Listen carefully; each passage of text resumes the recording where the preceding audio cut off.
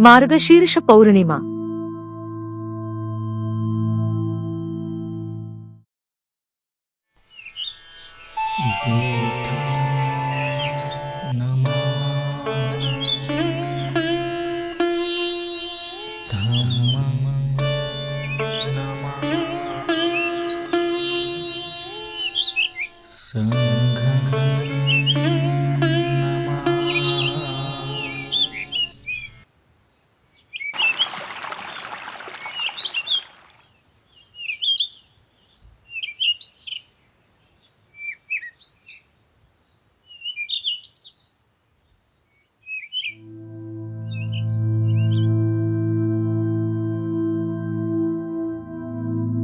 मार्गशीर्ष पौर्णिमा.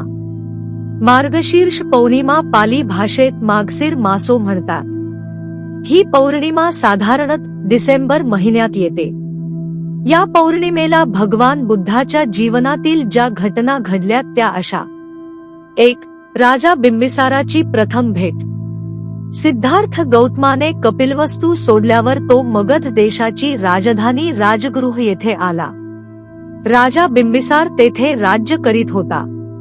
सिद्धार्थचे आकर्षक व्यक्तिमत्व, उदात्त वागणूक आणि इतर सर्व पुरुषांना मागे टाकणारे त्याचे विलोभनीय सौंदर्य पाहिल्यावर त्या प्रदेशातील लोक त्याने अंगावर संन्यासाचे कपडे घातलेले पाहून आश्चर्य करू लागले. त्याच्या भुवया, त्यांची शरीरयष्टी, त्याचे मुख, त्याची चालण्याची ढब यापैकी त्याच्या कोणत्याही भागाकडे नजर गेली की त्या क्षणीचा त्यांची दृष्टी तेथे खिळून राही. राजगृहाला आल्यावर पांडव टेकडीच्या पायथ्याशी त्याने पर्णकुटीत मुक्काम केला. दुसऱ्या दिवशी तो उठला. भिक्षेसाठी शहरात जाण्यासाठी निघाला. तेव्हा राज्याने फार प्रचंड जनसमुदाय पाहिला. त्याने एवढे लोक जमण्याचे कारण विचारले. तेव्हा एका राजसेवकाने त्याला पुढील हकीकत सांगितली. ज्यांच्याजवळ ब्राह्मणांनी असे भविष्य वर्तविले होते की हा एकतर उच्चतम ज्ञान प्राप्त करून घेईल किंवा या पृथ्वीचा सम्राट होईल, तोच हा शाक्यांचा राजाचा पुत्र आहे. त्यालाच पाहण्यासाठी लोक गर्दी करीत आहे. सिद्धार्थ गौतम मिळेल ती भिक्षा स्वीकारून तो पर्वताच्या एका निवांत कोपऱ्यात जाऊन बसला. तेथे अन्नसेवन करून तो पांडव टेकडीवर चढून गेला. ज्या ठिकाणी सिद्धार्थ गौतम आसनस्थ झाला होता त्या ठिकाणी राजा बिंबिसार गेला. त्याच्या शेजारी बसून त्याच्या शरीर स्वास्थ्याविषयी विचारपूस केली आणि म्हणाला, बाळ, तुझ्या कुटुंबाशी माझी दृढ मैत्री आहे. ती वंशपरंपरागत असून तिची दृढता चांगली सिद्ध झालेली आहे. म्हणूनच तुला काही सांगावे अशी इच्छा माझ्या मनात निर्माण झाली आहे. माझे प्रेमाचे शब्द तू ऐक. धनुष्याची दोरी खेचण्यास लायक असलेले तुझे 2 बलवान बाहू निरुपयोगी राहू देऊ नकोस. तेही पृथ्वीच काय पण त्रैलोक्य जिंकण्यास अधिक समर्थ आहेत. याचकांचे जीवन जगू इच्छिणाया गौतमा, नामवंत अशा तुझ्या वंशाला साजेसे तुझे सौंदर्य, वार्धक्य येऊन नष्ट होण्यापूर्वी वेळ गेली नाही तोपर्यंत आताच सर्व सुखांचा उपभोग घे. अशा प्रकारे राजा बिंबिसाराने सिद्धार्थ गौतमाला समजविण्याचा खूप प्रयत्न केला. तेव्हा गौतमाने आपल्या शांत आणि स्नेहपूर्ण चेहऱ्यात बदलन करता खंबीर शब्दाने व खणखणीत वाणीने अनेक उदाहरणे देऊन उत्तर दिले आणि म्हणाले, आपण जे मला सांगितले ते आपले चारित्र्य, आपला जीवनमार्ग आणि आपले कुळ यांना शोभेल असे आहे. आणि माझा निश्चय पार पाडणे हे देखील माझे चारित्र्य, माझा जीवनमार्ग आणि माझे कुळ यांना शोभेल असेच आहे. शेवटी राजा बिंबिसार म्हणाला, तुझी इच्छा तू पूर्ण करण्यास माझी हरकत नाही. तुला जे काही करावयाचे आहे ते सिद्धीस गेल्यानंतर मला भेटण्याची कृपा कर. स्वत राजाने आपले दोन्ही हात जोडून उत्तर दिले आणि पुन्हा भेटण्याचे आश्वासन गौतमाकडून घेतल्यावर राजा आपल्या सेवकांसह राजवाड्याकडे परतला. 2. देवदत्ताची ईर्षा. देवदत्त हा सिद्धार्थ गौतमाचा चुलत होता. तो बालपणापासूनच हेकेखोर व दुष्ट प्रवृत्तीचा होता. तसेच तो सिद्धार्थ गौतमाचा विरोधकही होता. सिद्धार्थच्या बालपणी एके दिवशी उद्यानात उडणाऱ्या एका हंसाला देवदत्ताने बाण मारून जखमी केले होते. तो जखमी राजहंस नेमका सिद्धार्थासमोर येऊन पडला. सिद्धार्थाने त्याच्या शरीरातून बाण काढला, जखमेवर पट्टी बांधली आणि त्याला जीवनदान दिले. देवदत्त आपली शिकार केलेल्या हंसाच्या शोधात तिथे आला आणि म्हणाला, मी या हंसाची शिकार केली म्हणून त्यावर माझा अधिकार आहे. सिद्धार्थाने त्याला जीवनदान दिले म्हणून तो आपला अधिकार सांगू लागला. हा वाद राज्याच्या न्यायालयापर्यंत गेला. मारणाऱ्यापेक्षा जीवनदान देणाऱ्याचा अधिकार श्रेष्ठ असा निवाडा सिद्धार्थाच्या बाजूने लागला. या घटनेपासून देवदत्ताची सिद्धार्थाप्रती दुष्ट प्रवृत्ती अधिक वाढली. भगवान बुद्धांनी गृहत्याग केल्यानंतर यशोधरेशी लगट करण्याचा प्रयत्न देवदत्ताने केला होता. एकदा यशोधरा झोपण्याच्या तयारीत असता दरवाजावरच्या सेवकांना चुकवून भिक्खूच्या वेशात देवदत्त तिच्या शयनागारात आला. तेव्हा देवदत्त म्हणाला, यशोधरे, तू मला ओळखले नाहीस, मी तुझा प्रियकर देवदत्त. त्यावेळी यशोधरा म्हणाली, देवदत्ता, तू फसवा व दुष्ट आहेस हे मला माहित होते. तू कधी श्रमण झालास तरी वाईट होईल असे मला वाटत होते, पण तू इतका अधम्म प्रवृत्तीचा असशील असा वाटलं नव्हतं. शेवटी यशोधरा ओरडली, देवदत्त, चालता हो इथून, आणि देवदत्त तिथून निघून गेला. कपिलवस्तूच्या राज्य परिवाराने जेव्हा बुद्धधम्माची दीक्षा घेतली तेव्हा त्यांच्याबरोबर देवदत्तनेही प्रवर्जा घेतली. त्याचा उद्देश वेगळा होता. तथागताचे आपण नातलग आहोत, त्यामुळे भिक्खू संघात आपणास उच्चपद मिळेल आणि आपला आदर सत्कार वाढेल असे त्यास वाटले.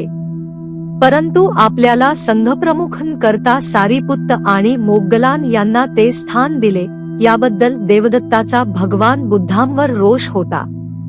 त्यामुळे देवदत्ताने भगवान बुद्धांवर 3दा प्राणघाताचे प्रयत्न केले, पण तो एकदाही यशस्वी झाला नाही. भगवान बुद्धांना धम्मप्रचारासाठी राजा बिंबिसाराच्या राजाश्रयाचे संरक्षण होते, तेही देवदत्तला मान्य नव्हते.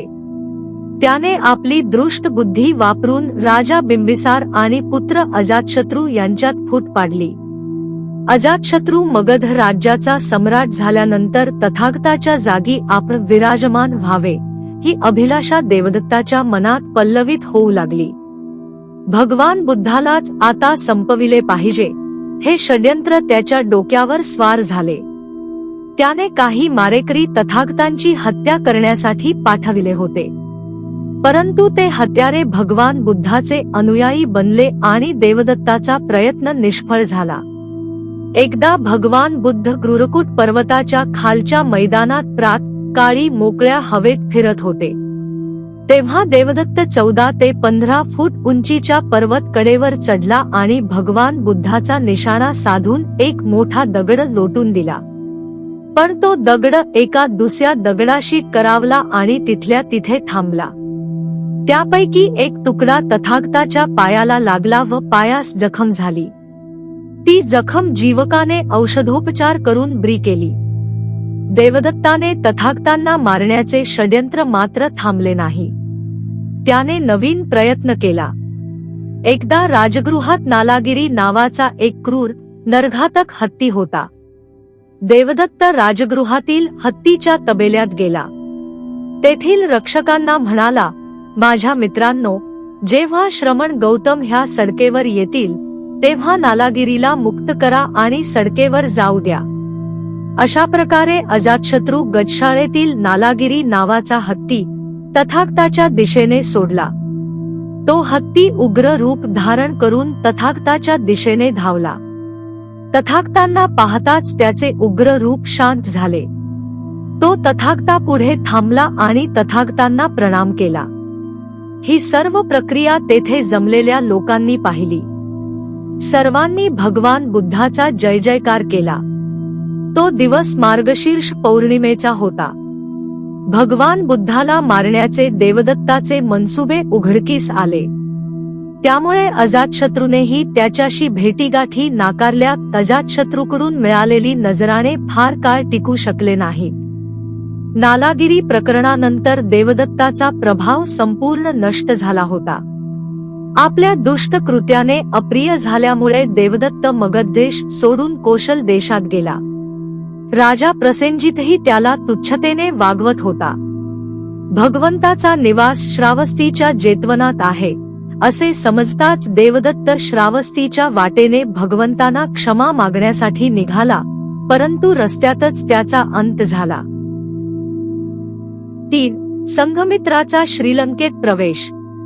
सम्राट अशोकाची पुत्री अर्हतथेरी संघमित्रा हिचे मार्गशीर्ष पौर्णिमेच्या दिवशी श्रीलंकेत आगमन झाले होते.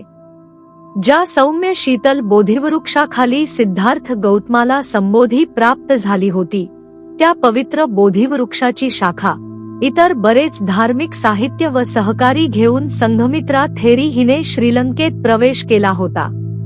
त्या प्रीत्यर्थ मार्गशीर्ष पौर्णिमेला मोठा स्मरणोत्सव साजरा केला जातो. थेरी संघमित्रा हिच्या श्रीलंका भेटीमुळे पवित्र बोधिवृक्षाची अनुराधापूर येथे स्थापना झाली. तसेच भिक्खुनी संघाची स्थापना झाली. या 2 अतिशय महत्वाच्या प्रसंगामुळे स्त्रियांच्या आध्यात्मिक उत्थानाला प्रेरणा आणि बळ मिळाले. मानसिक निष्क्रियता आणि आध्यात्मिक उदासीनता यामधून त्यांची निश्चितच मुक्तता झाली. आंतरिक उंची आणि नैतिक उन्नती साधण्याकरिता त्यांना धैर्य प्राप्त झाले. भगवान बुद्धाच्या विचाराच्या सुप्रसिद्ध शिष्येने अर्थात थेरी संघमित्रा जो भिक्खुनी संघ निर्माण केला, त्यामुळे अनेक स्त्रियांना भिक्खुनी बनण्याची प्रेरणा मिळाली. थेरी संघमित्राने श्रीलंकेतील स्त्रियांमध्ये जो अथक उत्साह आणि आध्यात्मिक ऊर्जा संचारित केली, त्यामुळे अनेक स्त्रियांनी भिक्खुनी संघात प्रवेश केला. त्यांनी उच्च आदर्शाचे जीवन अंगीकारून उत्कृष्ट धम्मोपदेशक म्हणून नावलौकिक मिळविला. बुद्धाच्या पुरुष शिष्यांपैकी त्या कोणत्याही बाबतीत कमी नाही, हे त्यांनी आपल्या कर्तृत्वाने सिद्ध करून दाखविले. थेरी संघमित्राने श्रीलंकेतील अनुराधापूर येथे लावलेला बोधिवृक्ष आध्यात्मिक आदेशांचे मूर्त रूप आहे. तो जनतेमध्ये धम्मभावना चेतविण्यास कारणीभूत ठरला आहे. बुद्धाच्या अतुलनीय गुणांचे स्मरण आणि चिंतन अनेक स्त्रियांना आणि भिक्खुनींना करून देण्याची प्रेरणा ही बोधिवृक्षामुळे मिळाली आहे. बोधिवृक्षाने अनेक दुःखितांना, संतापग्रस्त लोकांना त्यांच्या दुःखकाळात शांती व सांत्वन देण्याचे काम केले आहे. श्रीलंकेच्या इतिहासात बोधिवृक्ष आणि त्याचा आसपासचा परिसर हे राष्ट्राचे सन्माननीय आध्यात्मिक केंद्र राहिले आहे. येथे येणाऱ्या प्रत्येक राजाने सोने, हिरे, जडजवाहीर, दागदागिने वाहून या स्थानाप्रती आदरभाव व्यक्त केला आहे. श्रीलंकेच्या सर्वात मोठ्या श्रद्धास्थानात बोधिवृक्षाची व तेथील अतिविशाल महाविहाराची गणना होते. श्रीलंकेत काळोख्या कालखंडात उत्तरेकडील राजांनी आक्रमण केले होते, त्या काळात भिक्खू आणि भिक्खुनींनी बोधिवृक्षाची महत्ता जोपासली. दरवर्षी देशोदेशीचे धार्मिक प्रवासी या स्थळाला भेट देतात आणि आपला आदरभाव श्रद्धेने व्यक्त करतात. थेरी संघमित्रा सोबत स्थापत्य शास्त्रातील पारंगत, मूर्तिकार, चित्रकार, रंगकर्मी, वैद्यक आणि बुद्धशासनात प्रतिष्ठित असे साधक यांचे श्रीलंकेत आगमन झाले. त्यामुळे श्रीलंकेत सांस्कृतिक जागृती झाली. श्रीलंकेतील तरुण वर्ग सम्राट अशोककालीन कला व विज्ञान या क्षेत्रात पारंगत झाला. त्यांनी केवळ भारतीय कलाकारांची नक्कल न करता श्रीलंकेतील वातावरणाशी जुळणारी कला निर्मित केली. शेवटी थेरी संघमित्राचे धम्मकार्य आणि जनतेच्या हितासाठी महामंगल कार्य करतानाच श्रीलंकेच्या हत्थाळ हक्क विहारात तिचे परिनिब्बाण झाले.